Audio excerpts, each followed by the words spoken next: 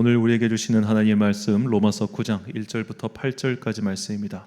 로마서 9장 1절부터 8절까지의 말씀. 2절은 없으니까 한 절씩 교독하는데 3절 교독하시면 되겠습니다. 자, 교독 시작하겠습니다. 내가 그리스도 안에서 참말을 하고 거짓말을 아니하노라. 나에게 큰 근심이 있는 것과 마음에 그치지 않는 고통이 있는 것을 내 양심이 성령 안에서 나와 더불어 증언하노니 나의 형제 곧 고륙의 친척을 위하여 내 자신이 저주를 받아 그리스도에게서 끊어질지라도 원하는 바로라. 그들은 이스라엘 사람이라. 그들에게는 양자됨과 영광과 언약들과 율법을 세우신 것과 예배와 약속들이 있고 조상들도 그들의 것이요 육신으로 하면 그리스도가 그들에게서 나셨으니 그는 만물 위에 계셔서 세세의 찬양을 받으실 하나님이시니라. 아멘. 그러나 하나님의 말씀이 폐하여진 것 같지 않도다.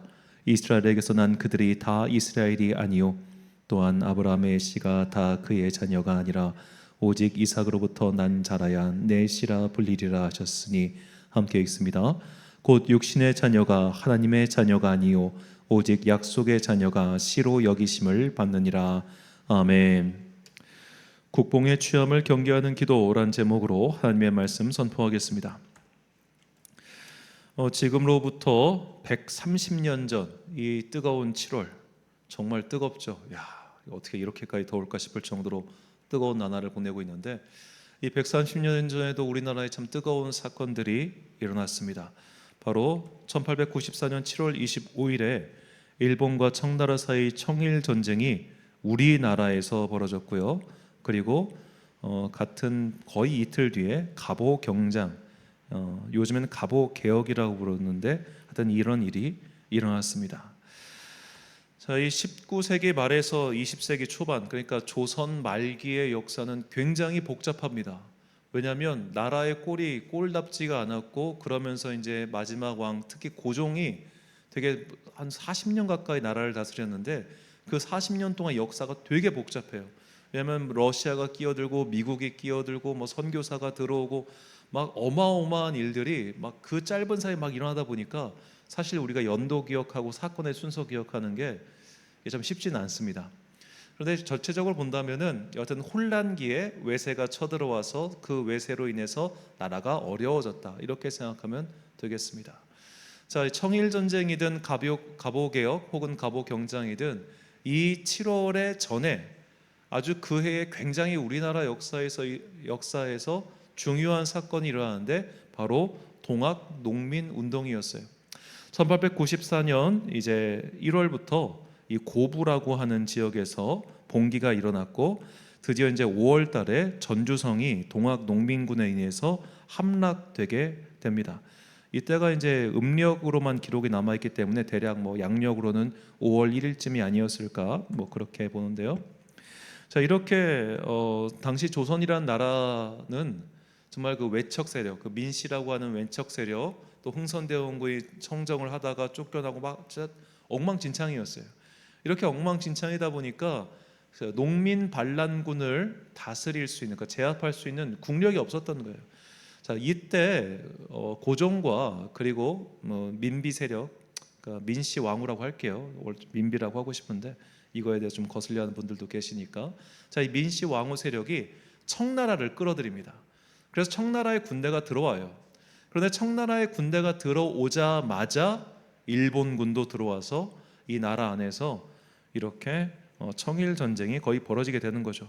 그러니까 5월 5일 날 청나라 군대가 아산에 상륙을 했는데 바로 그 다음 날 일본군도 상륙을 해가지고 일본군은 한성을 점령하고 그리고 이제 동학군을 몰아내고 하여튼 뭐 이런저런 일들이 복잡하게 벌어지는 게 1894년 갑오년에 일어났던 일입니다. 자, 이때 일본이 김홍집이라고 하는 일종의 내각을 세워가지고 갑오 개혁, 옛날엔 갑오 경장이라고 불렀는데 이 갑오 개혁을 일으키게 해요. 그러니까 이때 역사학자는 이때가 조선 근대화의 첫 발을 내딛었다고 그렇게 평가를 하는데, 이 내용을 간단히 정리하면 유교 구습에 대한 폐지, 그러니까 연자제, 조혼, 재혼 허용하고 신분제 철폐하고 조세 급납세, 이제 세금은 좀 화폐로 내라는 거예요.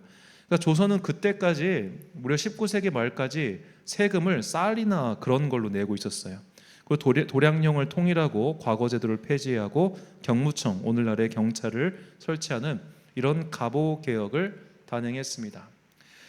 자, 옛날에는 이걸 갑오 경장이라고 불렀는데, 야, 이건 근대화를 위한 첫발이니까 개혁이다라고 해서 갑오 개혁, 그리고 그 이듬해까지 을미 개혁, 이렇게 고종이 마치 주관해서 개혁을 일으킨 것처럼 보이는데, 실상은 일본이 그 고종 왕권을 무너뜨리고 자기들의 조금 입맛에 맞는 내각을 앞세워 가지고 이런 개혁 근대화 운동을 단행했던 거예요.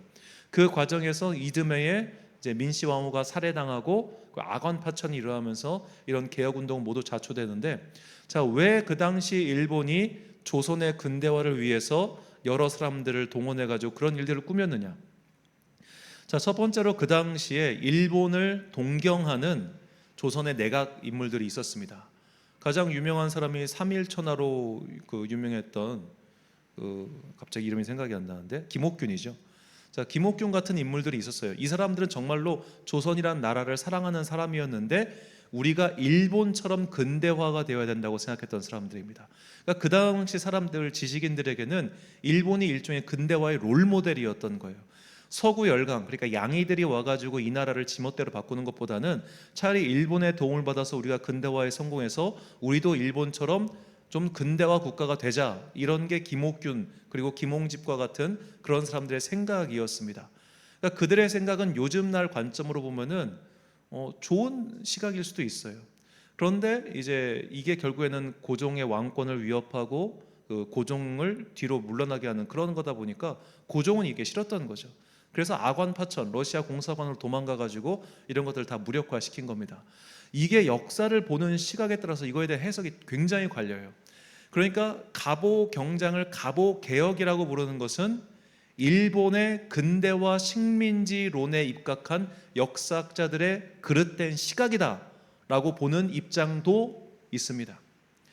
자, 이런 사람들은 일종의 고종의 이런 행동을 되게 좋게 보는 거죠.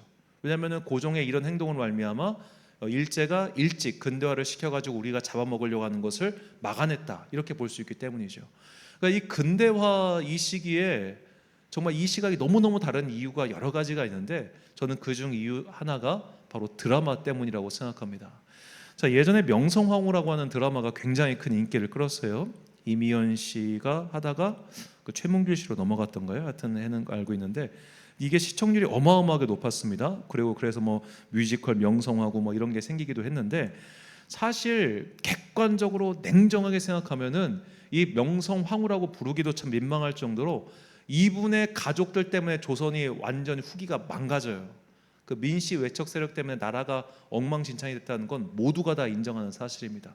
그런데 드라마가 이거를 되게 멋있게 막 나는 조선의 국모다 이러니까 다들 명성황후구나 이렇게 생각한단 말이에요. 또 OST가 워낙 대박이 터졌고 되게 좋게 봐요. 고종도 마찬가지입니다. 우리나라 근현대사를, 그러니까 고종이 나오는 드라마에서 고종이 나쁜, 어떻게 보면 약간 좀 무기력해 보이고 약해 보이지만 그것이 마치 외세 때문에 그런 것처럼, 그러니까 상황이 그러니까 무기력한 왕처럼 보이는 그런 효과가 있는데, 그는 실제로 무기력한 왕이었거든요. 실제로. 그러니까 고종도 너무 미화가 됐어요.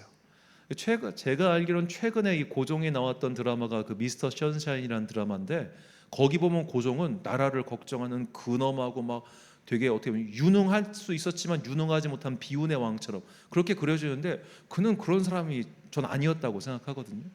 자, 그런 식으로 우리가 우리의 역사를 좀 미화시키는 게 많습니다. 사실 그래서 요즘에는 좀 냉정한 학자들은 이제서야 좀 말을 하기 시작하는데, 예전에는 이런 말 못했어요. 왜냐하면 예전에 이런 말을 하면은 저거 일본의 식민사관을 옹호하는 거 아니야? 그런 주장을 했기 때문에 이런 말 못했는데, 조선은 아무리 봐도 망할 수밖에 없었던 나라라는 거예요. 너무너무 무능했고 너무너무 엉망진창이었기 때문에 말년에 이르면은, 예전에 이런 말 하면은 저거 식민사관 옹호한다고 막 비판을 받았는데 요즘엔 조금 그게 덜해진 것 같아요. 자, 사실은 형편없었어요. 사실은 못났어요. 사실은 자기 나라 자기 백성조차도 어떻게 돌보거나 혹은 말을 바꿀 수가 없어가지고 외국 군대 끌어다가 저거들 죽여달라고 말하는 그런 엄청나게 이상한 나라였어요. 그런 왕이었고 그런 왕비였습니다.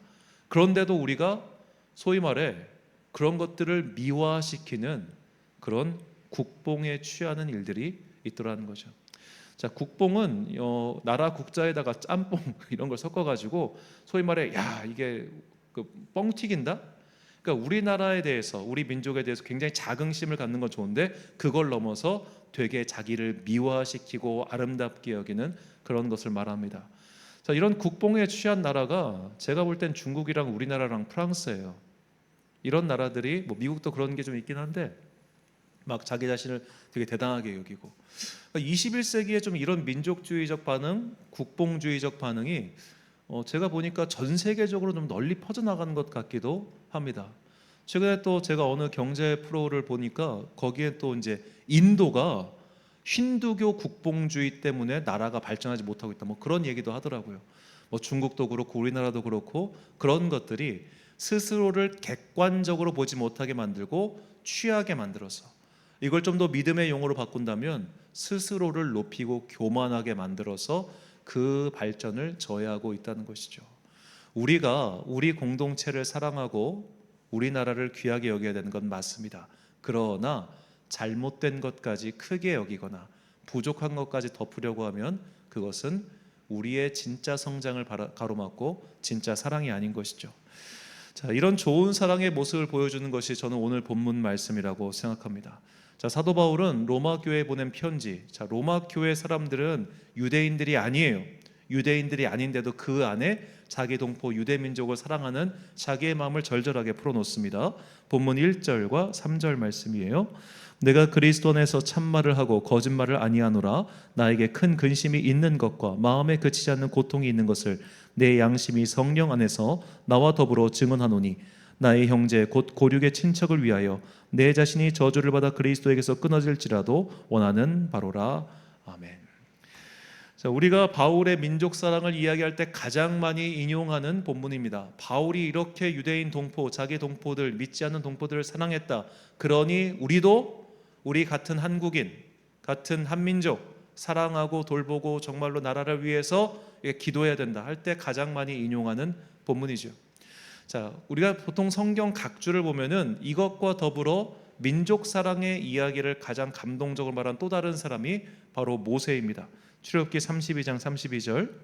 그러나 이제 그들의 죄를 사하시옵소서. 그렇지 아니하시면 원하건대 주께서 기록하신 책에서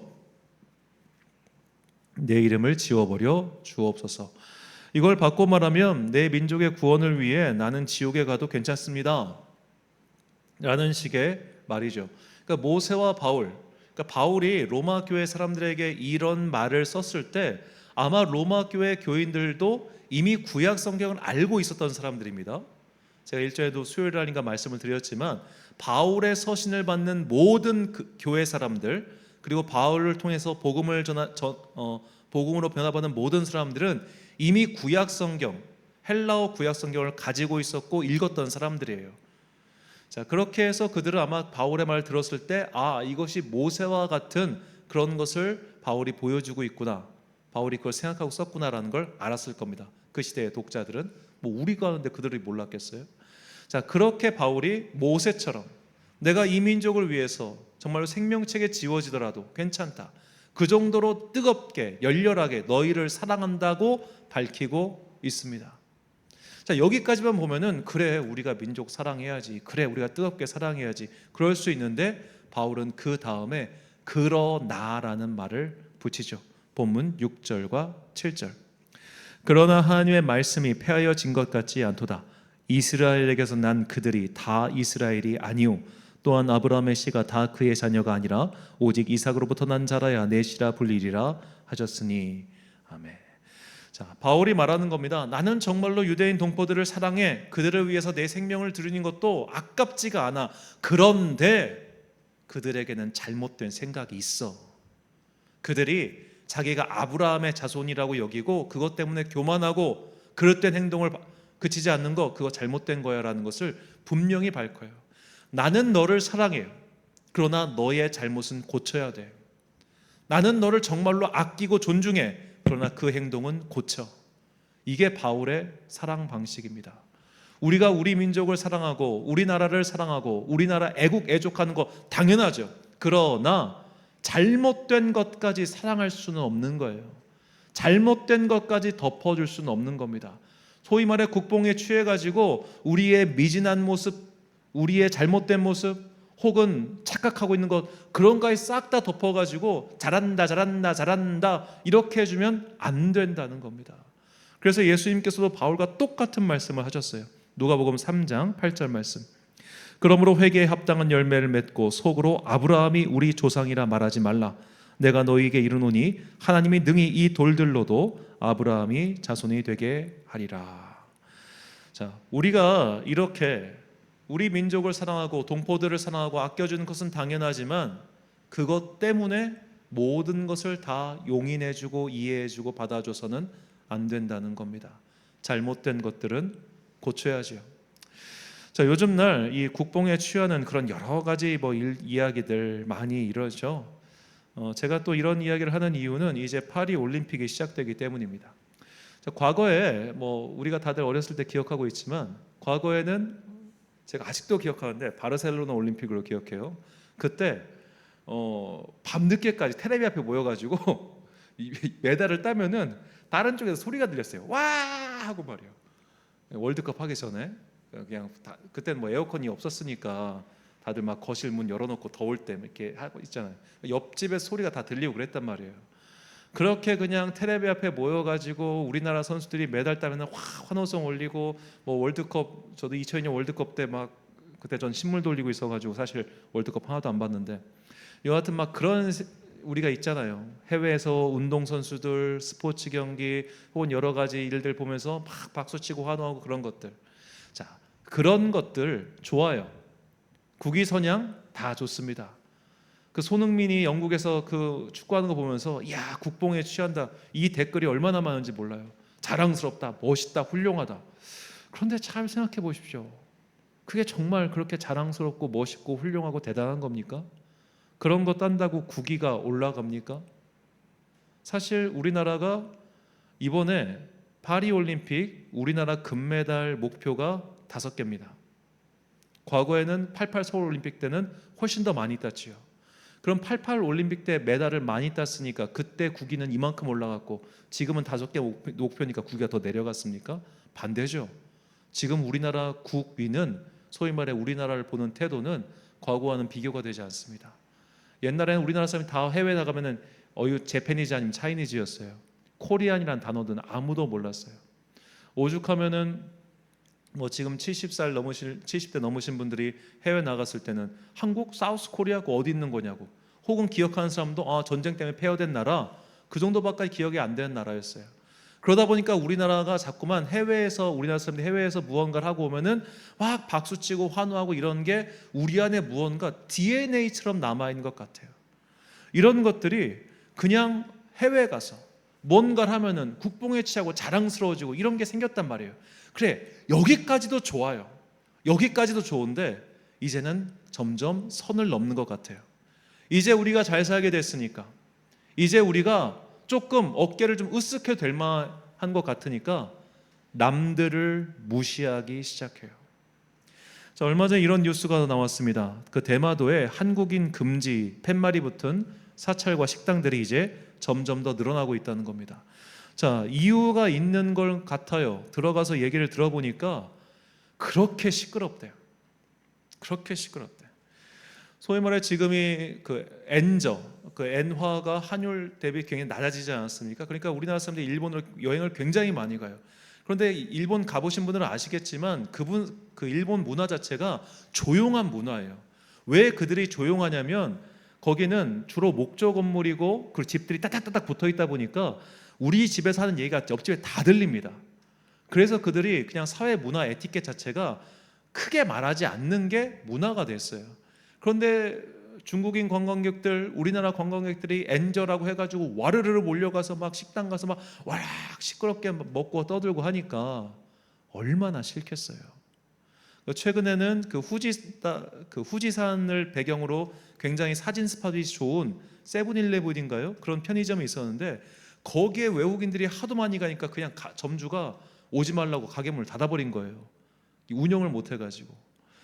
자, 우리가 조금 잘 살게 됐다고 해서, 우리가 조금 이제 국위가 올라갔다고 해서, 소위 말해 국뽕에 취해가지고 교만해져서 못 살던 때 기억 못하고 무시당하던 때 기억 못하고 그렇게 남 무시하고 남 괄시하고 남의 나라 가서 함부로 하는 거, 이거 정말 우리 경계해야 됩니다. 우리나라가 박정희 대통령 때만 해도 필리핀한테 원조받던 나라입니다. 그런데 이제는 필리핀 사람들이 이를 우리나라 사람들이 정말 함부로 대합니다. 말도 못할 정도로 함부로 대합니다. 동남아시아 쪽 사람들, 저는 우리나라 사람들만큼 인종차별을 직관적으로 하는 사람도 없다고 생각해요. 정말 심해요. 우리가 밖에 나가서 우리 인종차별 당하는 것 가지고는 그렇게 분개를 하는데 이 공동체 안에서 이루어지는 인종차별에 대해서는 다 입 닫고 있어요. 왜요? 국뽕에 취해서 그래요. 우리의 잘못을 보지 않으려고 해서 그래요. 우리의 현재 실태를 아무도 돌아보려고 하지 않아요. 자, 얼마 전에 그 뉴진스라고 하는 그룹이 일본 도쿄돔에서 공연을 했습니다. 9만 명이 모여가지고 팬미팅을 했는데 그야말로 여기 사람들이 열광을 했다는 거예요. 자, 이때 이 팜한이라고 하는 이 베트남계 사람인데, 한국인은 아니고 베트남계 호주 사람인데, 자, 이 친구가 마츠다 세이코라고 하는 가수가 불렀던 푸른 산호초, 이 노래를 커버해서 불렀습니다. 요새는 이제 자기 그런 커버곡이라고 부르더라고요. 이렇게 해서 노래를 불렀는데 이 노래를 부르니까 사람들이 확 환호를 한 거예요. 자, 이때 우리나라 기사들이 대부분 다 어떻게 나왔냐면, 일본인들이 80년대 버블 경제 향수에 취해서 이 사람 노래를 듣고 야, 우리 80년대 좋았지, 그때 잘 살았지, 이 향수에 취했다는 거예요. 저는 그거 보고 얼마나 어이가 없었는지 몰라요. 저는 이 시간 자랑은 아닙니다만 30년 넘게 일본 문화를 덕질한 사람으로서 말도 안 되는 해석이라고 생각합니다. 왜냐하면 그동안 이 마츠다 세이코의 이 노래를 커버한 가수가 수도 없이 많습니다. 워낙 명곡이니까 많이들 커버해요. 그 사람들, 거기에 모인 사람들이 왜 이런 거에 환호를 했냐, 그때 이 뉴진스라는 그룹이 이것만 부른 게 아니거든요. 외국에서 잘 나가는 그룹이, 외국에서 유명한 그룹이 우리 노래 불러준 애예요. 비유하면은 미국의 그 유명한 그 팝 가수인 테일러 스위프트가 한국 공연 와가지고 방탄소년단 노래를 불러준 거랑 똑같은 거예요. 그러니까 우와, 방탄소년단 노래다 하고 좋아하는 거지. 무슨 테일러 스위프트가 우리나라 와가지고 막 그 노래를 부르니까 그러면 우리나라 기사에 방탄소년단을 회상하면서 막 사람들이 막 향수에 빠졌다, 이렇게 기사 쓰면 누가 믿겠습니까? 말도 안 되는 기사를 쓰고 있는 거예요. 왜 그런 기사가 나왔겠어요? 국뽕에 취해서 그래요. 우리가 이렇게 잘 살게 됐구나, 일본이 이제 못 사는 나라가 됐구나, 우리나라는 일본보다 이제 잘 산다. 냉정하게 생각해서 일본의 유명 가수가 한국어로 노래를 부르는 경우가 없습니다. 그런데 우리나라 유명 가수는 다 일본 가서 일본어로 노래 불러요. 왜 그래요? 돈 격차가 어마어마하게 아직도 차이가 나요. 우리나라는 서울만 1000만 도시지만 일본에는 오사카도 1000만 도시고 도쿄도도 1000만이 넘습니다. 아직 걔네가 훨씬 잘 살아요. 그런데 국뽕에 취해가지고 엔저가 됐다고 하니까 와르르르 물려가가지고 야, 이제 우리나라 이렇게 하면서 왜 이렇게 착각하고 교만하고 오만한지. 우리 안에 있는 이런 모습들, 우리가 이런 것까지 사랑해서는 안 됩니다. 이런 것까지 덮어줘서는 안 됩니다. 이것은 비단 공동체뿐만 아니라 우리의 삶 속에서도 똑같은 문제예요. 내가 좀 잘 살게 됐다고 남무시한 사람들 정말 많죠. 과거에 내가 어려웠을 때 기억 못하고, 과거에 내가 힘겨웠을 때 기억 못하고, 이제 좀 풀렸다고 하면서 금세 과거를 잊어버린 채 그렇게 사는 사람들 많습니다. 또한 내 편이니까, 내가 사랑하는 사람이니까 그 잘못된 모습까지 그냥 다 덮어주려고 하는 사람들이 얼마나 많습니까? 우리가 자녀를 사랑하고 가족을 사랑하고 내 가족은 아무도 못 건드리게 하는 거 당연히 맞죠. 그러니까 오죽하면 내 형제는 나만 욕할 수 있다, 그런 말도 있지 않습니까? 남매가 서로 사이가 안 좋아요, 막 싸워요. 그런데 누가 와가지고 야, 네 동생 싸가지 없네, 이런 말 하면 싸움 나는 겁니다. 왜? 내 형제, 내 자매는 나만 욕할 수 있는 거예요. 남이 욕하면 안 돼. 왜? 내 가족이니까. 그 마음은 이해를 해요. 그러나 그렇다고 해서 내 가족, 내 자식, 내 부모, 그런 것에 잘못된 것까지 그냥 다 사랑이라는 이름 하에 다 덮어주면 안 되는 겁니다. 그렇게 나와 나의 가족과 나의 공동체는 높이고 남에 대해서는 철저하고 냉정하고 깎아내리는 것, 이런 것들은 절대로 그리스도인의 태도가 아닌 것이죠. 그래서 주님께서는 이렇게 말씀하셨어요. 누가복음 14장 11절 말씀, 무릇 자기를 높이는 자는 낮아지고 자기를 낮추는 자는 높아지리라. 아멘. 우리가 잘 살게 된 것은 감사한 일입니다. 우리가 과거보다 높아진 것도 감사한 일입니다. 그러나 그렇다고 해서 남을 무시해서는 안 됩니다. 우리가 조금 고개를 들 수 있게 되었다고 해서 이제 아직도 우리보다 못 사는 사람들, 경제적으로 못 사는 사람들, 그런 사람들 무시하면 안 됩니다. 우리 교만하면 안 됩니다. 저는 우리나라의 현재, 이건 어떻게 보면 이제 문화 쪽 면에서 봤을 때 우리나라의 교만한 이런 모습이 두려울 지경이에요. 놀랄 정도로 교만해요. 우리나라 문화를 바라보는 팬들의 마음, 우리나라 문화를 자랑하고자 싶은 그런 사람들의 마음이 놀라울 만큼 교만해요. 우리 이렇게 산 지 얼마 안 됐어요. 우리 이 정도의 지위를 얻은 지 진짜 몇 년 안 됐어요. 지금의 이거 어쩌면 반짝이 효과일 수 있어요. 오래 가길 바라요. 저도 오래 가길 진심으로, 저도 이 나라 공동체 일원인데 그걸 왜 바라지 않겠습니까? 그러나 우리가 교만하면 하나님께서 그 촛대를 뺏어버리실 거예요. 한국이 정말로 우리가 우리의 입으로 한강의 기적, 하나님께서 은혜를 베풀어 주셔서 이렇게 잘 살게 되었다고 고백하고 있다면 이제는 겸손해야 된다는 거예요. 그거에 대해서 감사하고 겸손할 줄 알아야지, 그것을 우리가 마치 모든 것을 이룬 것이냐 자랑하고 남 깔보고 무시하고, 특히 해외 나가서 그렇게 무례하게 행동하고, 이런 것들 우리가 정말로 경계하고 다스려야 됩니다. 또한 우리의 삶의 영역에서도 마찬가지입니다. 사랑이라는 명목하에 모든 것을 덮어주고, 내 가족, 내 새끼, 내 부모, 내 형제니까 아무도 못 건드려. 왜? 이것도 국뽕과 사실 똑같은 마음의 태도라고 저는 생각합니다.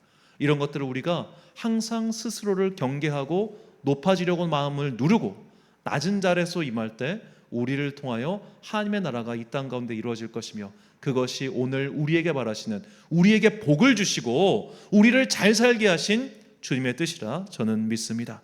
갈라디아서 5장 24절부터 26절까지 말씀 우리가 참목소리로 봉독하겠습니다. 시작. 그리스도 예수의 사람들은 육체와 함께 그 정욕과 탐심을 십자가에 못 박았느니라. 만일 우리가 성령으로 살면 또한 성령으로 행할지니 헛된 영광을 구하여 서로 노엽게 하거나 서로 투기하지 말지니라. 아멘.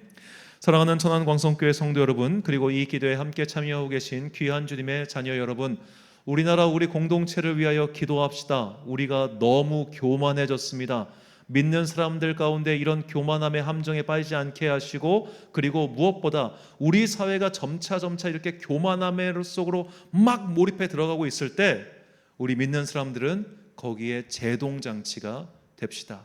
스포츠 스타들이 외국 나가서 명성을 얻는 것은 사실 그들 개인에게 좋은 거예요. 그들 개인에게. 그렇다면 그들이 그 개인의 영광을 하나님께 돌릴 수 있는 사람이 되도록 그렇게 기도해야지. 그들이 가서 축구 잘하는 것과 우리가 무슨 상관이 있습니까? 자꾸만 그런 거를 혼동하지 마십시오. 우리나라가 잘 살게 된 것 주님의 은혜라고 우리가 정말로 고백한다면, 이제 우리보다 조금 못 사는 사람들을 봤을 때 무시하거나 함부로 대하지 마십시오. 우리 외국인들한테 너무나 무시하고 함부로 대하는 게 배어 있습니다. 배어 있습니다. 정말로. 먼저 우리가 이 공동체 내에서 그런 외국인 노동자들을 만날 수 있다면, 물론 되게 불안하고 어려운 거 알아요. 저도 외국인 대할 때 사실 좀 무서워요. 외국인 범죄도 워낙 많이 일어나고 혹시 그런 일 아닐까? 그런 경계하는 마음이 드는 것도 사실이지만, 하나님께서는 언제나 너희 안에 있는 외국인과 나그네에게 관대하라고 하셨잖아요. 그게 겸손이에요. 우리가 그런 문화, 그런 삶을 만들어 가야 됩니다. 그것이 우리에게 은혜를 주신, 하나님께서 우리 민족에 은혜를 주신 분명한 이유입니다. 스스로를 높이는 자는 결국 낮아집니다. 우리가 이렇게 한없이 높아질 때 주님께서 이 촛불을 뺏으실까 봐 저는 두렵습니다. 언제나 겸손한 자세로 우리보다 낮은 곳에 있는 자들을 존중하고 아껴주고 사랑하는 그런 아름다운 주님의 사람, 아름다운 주님의 공동체가 되는 그런 여러분과 제가 되시길 주님의 이름으로 축원합니다. 우리 함께 이 찬양 민족의 가슴마다 피 묻은 그리스도를 심어 올리신 후에 함께 기도하겠습니다.